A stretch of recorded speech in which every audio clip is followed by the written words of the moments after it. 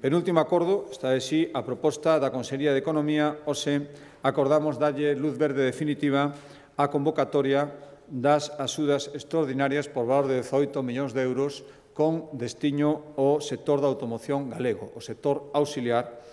que traballa en Galicia, para Estelantis, pero non só para Estelantis. O prazo de solicitudes vais a abrir, publicase mañá no DOGA e abrirase a partir do luns día 8.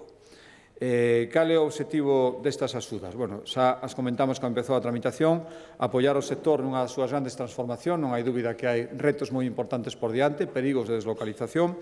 Está a data límite para retirar do mercado todo vehículo que non sexa eléctrico en 2035 na Unión Europea. Isto supón unha adaptación moi grande, case un cambio de mentalidade, moitos investimentos tamén para as empresas auxiliares e de aí veñen estas axudas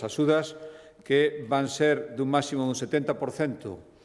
do investimento e unha cuantía máxima de 300.000 euros para investimentos en novos equipamentos que necesitan estas auxiliares para adaptarse ás novas tendencias e tamén, cando sexan proxectos de aforro ou eficiencia enerxética, as axudas poderán chegar ata os 700.000 euros. A nosa intención, 18 millóns de euros, fondos propios da Xunta de Galicia, para executar neste ano, de acordo co que nos solicitou o propio sector da automoción, o potentísimo sector da automoción en Galicia,